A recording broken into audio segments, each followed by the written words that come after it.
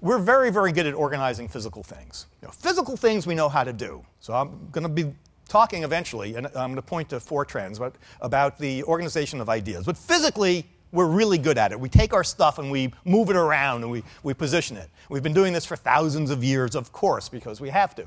So we do it for whatever bizarre reasons that was, but we also do it with our merchandise in a store. We have a science of merchandising. We do it all over the place. We do it certainly in the sciences. And in Stockholm, on the 300th anniversary of the birth of Linnaeus, who gave us a taxonomy to enable scientists to talk and know what they're talking about, and also, importantly, to democratize science so that more and more people could engage in it. In fact, he used to lead science tours, taxonomy tours, through Stockholm. Men and women were invited. So, certainly want to acknowledge Linnaeus here.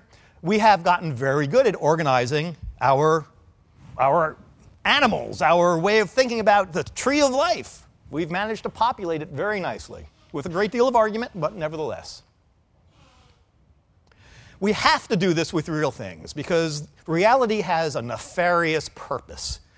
Reality insists that we keep things apart. It's as if reality exists to make sure that things stay apart. Everything real has to have a place, one place, and it cannot be in the same place as something else at the same time, no matter how hard we try.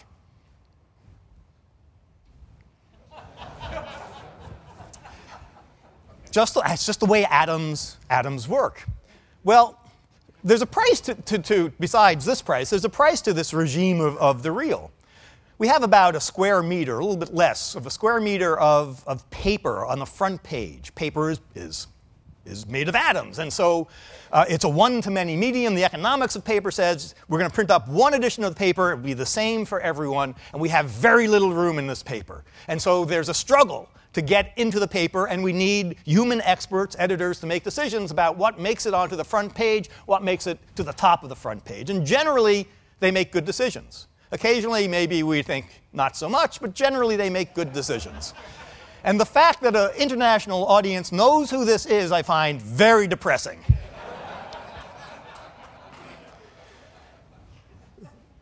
They make the best decisions they can.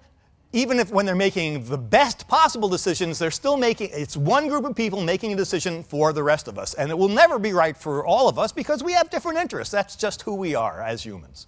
So we do the best we can, but these restrictions of paper, of the physical, means that immediately a political structure emerges. This ability to say what goes on the front page confers power and authority. Every decision about how to organize something is a political decision. Sometimes rankly so, sometimes evilly so. Nevertheless, there is always a political decision in deciding how things are arranged, whether it's the stuff in a store or it's the stuff on the front page. And that politics, that authority, comes from the limitations of the real. But now we're digitizing everything.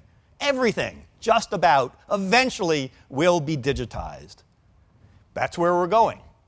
And so now the old power regime, the old rules and the power that comes through those rules, we get to invent again. And that's what we're doing. So for framing this, I think it's useful to think about there being 3 orders of organization, or 3 orders of order. And the first 2 are traditional and very familiar. This is the Bettman Archive in the United States, the largest collection of historic photos.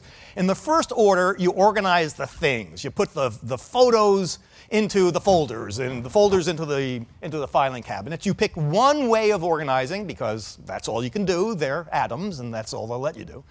And you do it well. In the second order, you separate the information about the objects, and you organize it. So a very familiar example is the card catalog, where we separate the metadata, the information about the photographs, and now we can organize it maybe 2 or 3 ways. For books, it might be subject, author, and title, something like that. Maybe you get 5 or 6, but not much more than that. And you pay a price, by the way, for doing this, which is these cards are this big. And they're representing the information in a book this big. It's an enormous reduction of information. But that's what we've had to do to be able to organize our physical things. And I'll just say in passing that one of the breakthroughs in the digital age is that we're able to organize the metadata about something, the information about it, goes from being what fits onto a 3x5 card to being basically everything. It's far more information than what's in the object itself. And this makes us so much smarter than we were 10 years ago, because we use metadata to find information. And if everything points to everything else, we suddenly, as a species, got way, way smarter. So we're very good at the second order of organizing as well. We figure out exactly the metadata we need, and we do it. In the third order, everything is digital. The information, the content is digital, and the metadata about that content is digital as well. And so we throw out and we reinvent, as we've been doing now for the past 10 or 15 years, inventing new principles of organization. When in our history as humans have we had a chance to invent new principles of organization? This is epical. I only want to point to the broadest principle here, which is that we have assumed overall that the person who should do the organizing for us is an expert and an authority, somebody who knows what she's talking about, and she should select what it is we should pay attention to and exclude the rest because it's uninteresting or it's trivial. And then this expert should also organize it into categories and classify it for us so we can find it. And that's incredibly useful. It's a skill, it's an art, it's a science, and we should honor those who have done it so well. However, in the third order, that strategy doesn't scale. It doesn't. At the Library of Congress, they're classifying 7,000 books a week. That's a lot of books. It's nowhere near what's on, and they're doing it by experts. Won't scale. Doesn't scale to web size. So a different strategy has emerged, which is take all, the tree of life, all the different organizational trees we build, pull the leaves off of them. Include everything, including the stupid article about Paris Hilton. Because it may look like trash to you and me, as it does. Nevertheless, within 10 years, it is guaranteed that there will be a graduate student doing a research, a dissertation on the media's treatment of women celebrities in the early 2000s. And if you exclude that trash, you've excluded some knowledge. So include it all. Digital storage is cheap, include it all. And postpone until the last minute when it is that somebody organizes and classifies. Let the user do it when she wants to, rather than you figuring out, oh, here's what the order should be. Here's what should be in the collection, because I know what all humans will be interested in for all of time, and here's how they're going to think about it. We don't have to do that anymore. We can include everything and let the user decide how to organize it, but that disrupts. It's hugely efficient to do this.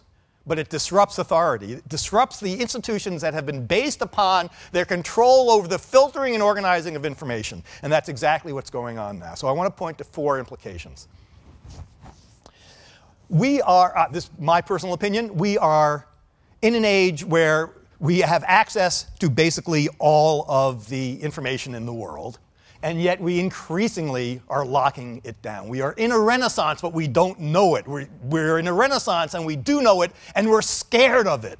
And so we are choosing to lock down information tighter than it ever was, because it's been freed of paper. Now we're worried people might actually use it.